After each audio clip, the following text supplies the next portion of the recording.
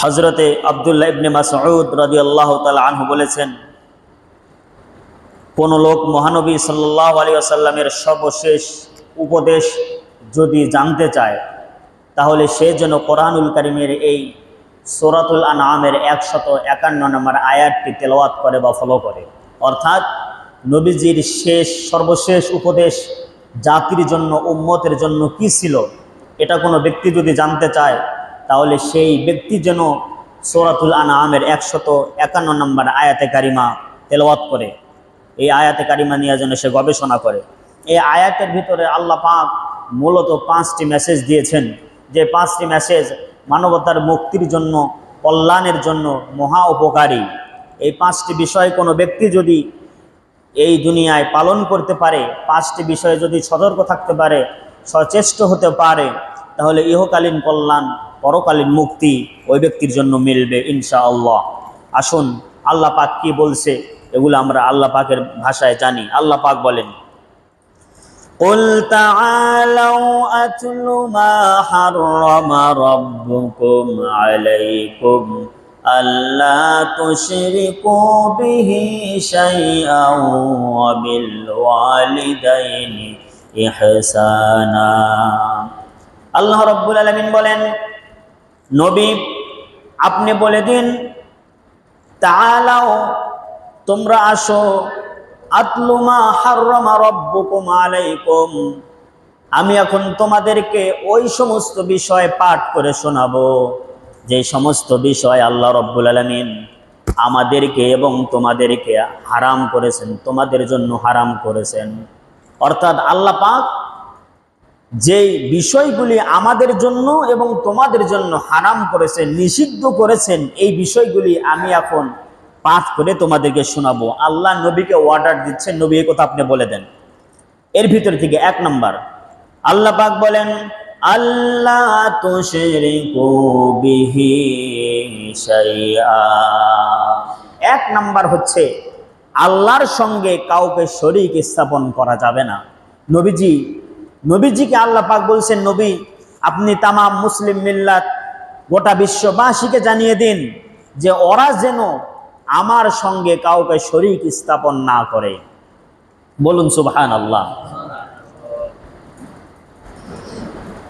আল্লাহর নবী একবার বললেন, আল্লাহর সঙ্গে যদি কোনো ব্যক্তি যদি শরীক না করে তাহলে ওই ব্যক্তি যত বড় পাপ নিয়ে আল্লাহর দরবারে হাজির হোক না কেন, আল্লাহ রাব্বুল আলামিন তার পাপ সম পরিমাণ দয়া নিয়ে ওই ব্যক্তির কাছে উপস্থিত হবে। বলুন সুবহানাল্লাহ।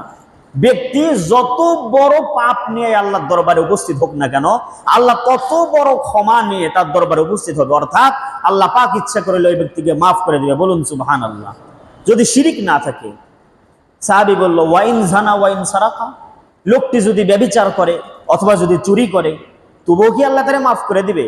নবীজি বলেছেন, হ্যাঁ, ওই ব্যক্তি যদি চুরিও করে, যদি ব্যভিচারও করে, এরপরেও আল্লাহ তাকে ক্ষমা করে দিবে। এই কথা রাসূলুল্লাহ পরপর তিনবার বলেছেন। কয়বার বলেছেন? 3 বার। অর্থাৎ শিরিক যদি না করে, শিরিক নিয়ে যদি আল্লাহর দরবারে কোনো ব্যক্তি উপস্থিত না হয়, ওই ব্যক্তির আমল নামায় যত বড় পাপ থাকুক না কেন, সমস্ত পাপ আল্লাহ রাব্বুল আলামিন ক্ষমা করে দিবেন। এরপরে যখন 3 বার জিজ্ঞাসা করলেন, চুরি করলে, ব্যভিচার করলেও মাফ করে দেবে নাকি? এইবার সর্বশেষ রাসূলুল্লাহ বলেন, রগিবা আনফুহু, আবু যর গিফারির নাক ধুলোয় ধূসরিত হয়ে যাক। ওই আবু যর, তুমি শুনে রাখো, শুধুমাত্র চুরি আর ব্যভিচার নয়, কোনো ব্যক্তি যদি মদ্যপ হয়, মদ যদি পান করে, আর ওই ব্যক্তির আমল নামায় যদি শিরিক না থাকে, আল্লাহ রাব্বুল আলামিন এই মদ্যপ ব্যক্তিকেও ক্ষমা করে দিবে। বলুন সুবহানাল্লাহ। মদ্যপকেও আল্লাহ ক্ষমা করে দিবে। সুতরাং ঈমানকে ঠিক রাখার জন্য, প্রতিষ্ঠিত রাখার জন্য, আমরা তো ঈমান এনেছি। শিরিকের উপরে আমি এক সময় আলোচনা করেছি সংক্ষিপ্ত পরিসরে। ঈমান যখন আনবো, ঈমান আনার পরে সর্বপ্রথম আমাদের কাজ হবে শিরিকের সঙ্গে সম্পর্ক বিচ্ছেদ করে দেওয়া, সম্পর্ক ছিন্ন করা। এটা ঈমানের প্রথম অংশ। যার কারণে দেখেন, আমরা যেই কথা বলে ঈমান আনি, ওই কালেমাটার নাম কি বলেন? কালেমা তৈয়বা, কালেমা শাহাদত। প্রথমটা কি হয়?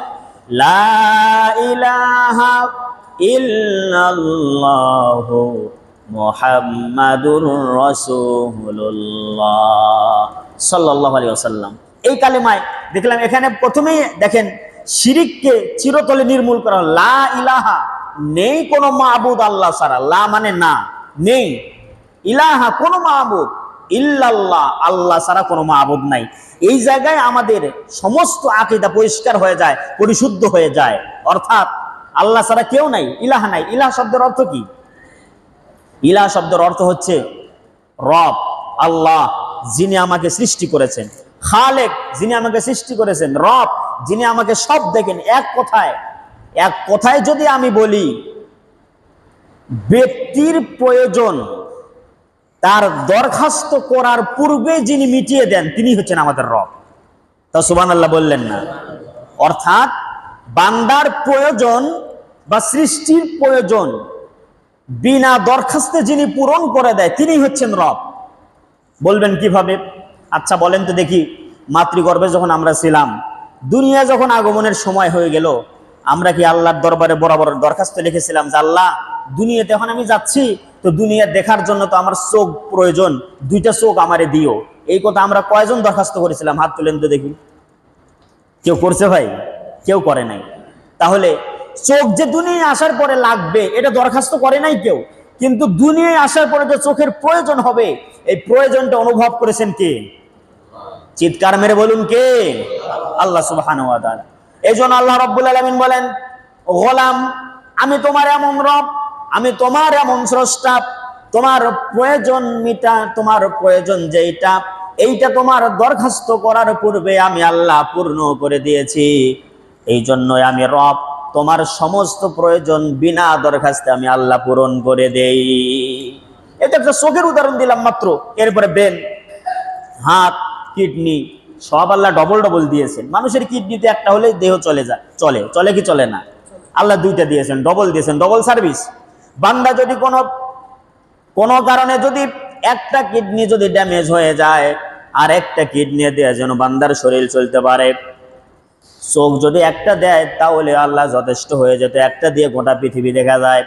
আল্লাহ ডবল দিলেন, কোন কারণবশত একটা নষ্ট হলে আর একটা দিয়ে দেখতে যেন পায়।